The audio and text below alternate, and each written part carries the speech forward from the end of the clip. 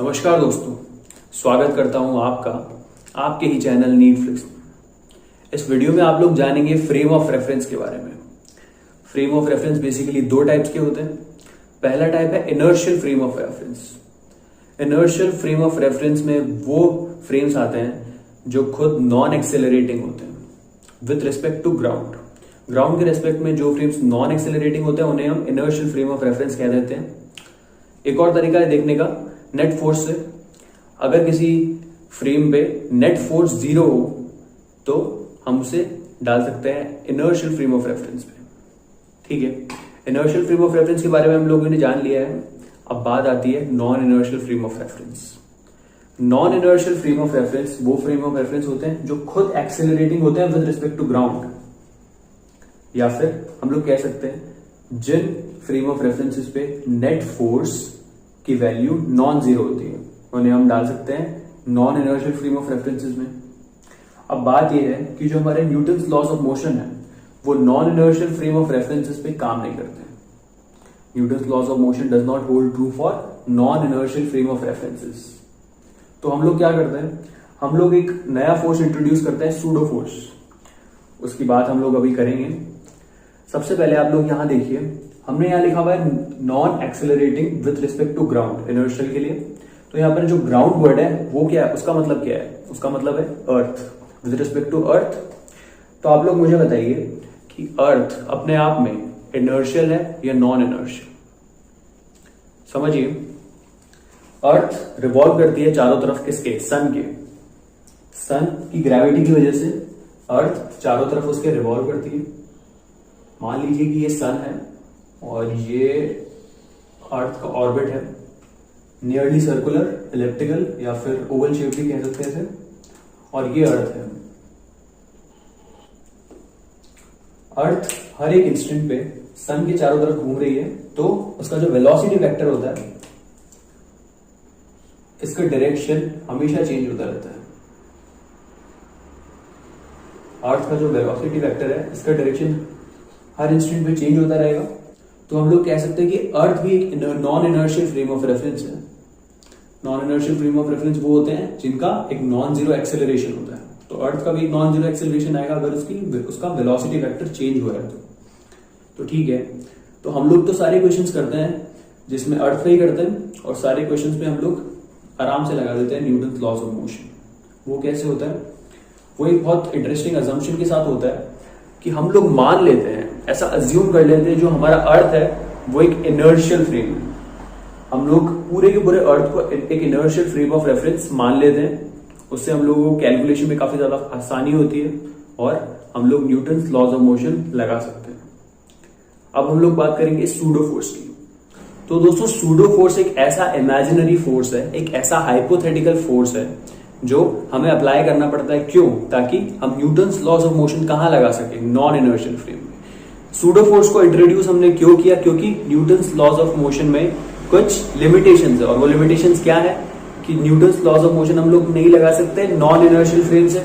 ठीक है, अच्छा अब हम लोग देखते हैं कि न्यूटन्स लॉज ऑफ मोशन हम लोग क्यों नहीं लगा सकते नॉन इनर्शियल फ्रेम से। ठीक है, आप लोग देखिए, ये एक लिफ्ट है। लिफ्ट में ऊपर से लिफ्ट की जो सीलिंग है वहां से एक स्ट्रिंग कनेक्टेड है, और स्ट्रिंग से क्या कनेक्टेड है? मास। ठीक है, पहले हम लोग इसको देखते हैं। ये जो लिफ्ट है ये ऊपर जा रही है विद एक्सेलरेशन a, और हम लोग इसको कहां से ऑब्जर्व कर रहे हैं? हम लोग एज एन इनर्शियल ऑब्जर्वर हम इसको ऑब्जर्व करते हैं।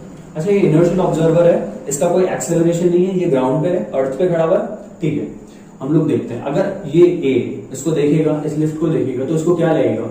ये जो मास है ये ऊपर जा रहा है, किस एक्सेलरेशन के साथ? a के साथ। ठीक है, तो ये अगर एफबीडी बनाना चाहे इसका, तो ये क्या एफबीडी बनाएगा? ऊपर की तरफ इस मास पे क्या लग रहा है? Tension force. और नीचे की तरफ इस पे क्या फोर्स लग रहा है? mg लग रहा है। तो अगर ये Newton second law of motion apply करेगा इस पे, तो ये क्या लिखेगा? Simply t minus mg equals to mass times acceleration. ये लिख देगा simply t minus mg is equals to mass times acceleration. ऐसा इसने क्यों लिखा? ऊपर की तरफ टेंशन फोर्स लग रहा है और ऊपर की तरफ क्या लग रहा है? एक्सेलरेशन। दोनों सेम डायरेक्शन में, इसलिए टेंशन पॉजिटिव है। ठीक है, ये सबको पता है। अच्छा, ये इसका अगर टेंशन की वैल्यू निकालते हैं हम लोग तो क्या आ जाएगी, m bracket g plus a, ये वैल्यू आ जाएगी। सही है। अगर हम सेम चीज नॉन इनर्शियल फ्रेम से करके देखें, मतलब एक नॉन इनर्शियल ऑब्जर्वर ऑब्जर्व कर रहा है इस मोशन को, ठीक है, तो उसको क्या लगेगा, अगर ये हम लोगों ने ये जो ऑब्जर्वर था इसको अंदर बिठा दिया लिफ्ट के, ये ऑब्जर्वर बी हो गया, इसको अंदर बिठा दिया लिफ्ट के, तो इसको क्या लगेगा, ये अब इसको तो पता नहीं चलेगा ना कि ये जो लिफ्ट है ये ऊपर एक्सेलरेशन ए के साथ जा रही है। क्यों? क्योंकि इसको लगेगा कि जो एम है वो रेस्ट पे है।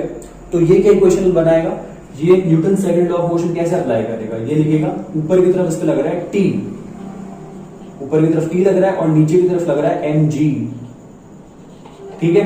तो ये ऐसे अप्लाई करेगा, ये लिखेगा t minus m g is equals to क्या, जीरो, जीरो लिखेगा। क्यों लिखेगा, क्योंकि इसको तो लग रहा है कि ये जो मास m है ये रेस्ट पे है, इसके हिसाब से तो ये जो मास m है वो रेस्ट पे है, तो ये लिख देगा t minus m g equal to zero.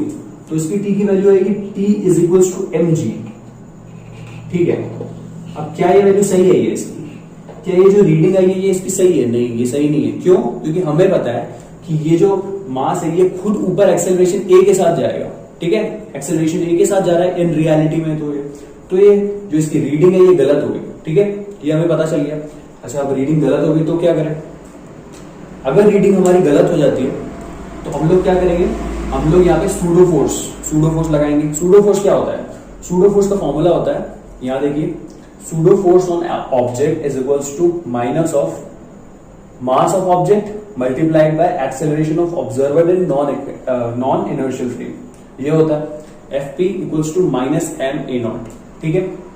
ये माइनस साइन बता रहा है कि जो हमारा सूडो फोर्स होगा वो हमेशा ऑपोजिट डायरेक्शन में लगेगा, किसके, acceleration of observer in non inertial frame. इतना हम लोगों ने सीख लिया। अब सूडो फोर्स अप्लाई करते हैं, हमें एक बार पता है कि सूडो फोर्स कहां पे लगेगा, वहां पर जहां पर ऑब्जर्वर का एक्सेलरेशन है उसके जस्ट ऑपोजिट डायरेक्शन में, ठीक है।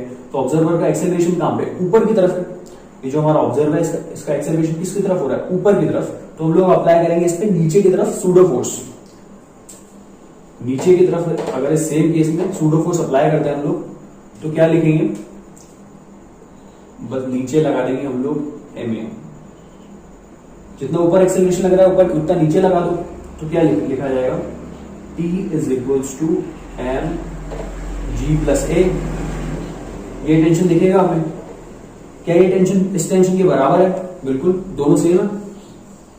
तो जैसे हम लोगों ने सूडो फोर्स को इनकॉर्पोरेट कर दिया हमारे नॉन इनर्शियल फ्रेम में भी, तो हमारा आंसर सेम आ रहा है, ठीक है। हमें आंसर से मतलब है।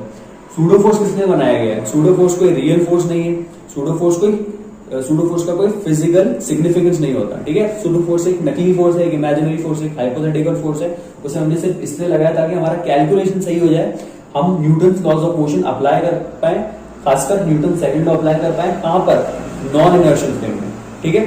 इतना सबको समझ आया, ठीक है दोस्तों। तो अब जो अगली वीडियो में डाल रहा हूं उसमें आप लोगों को सीखेंगे कि कैसे हम लोग अप्लाई करते हैं सूडो फोर्स को अलग अलग क्वेश्चंस में।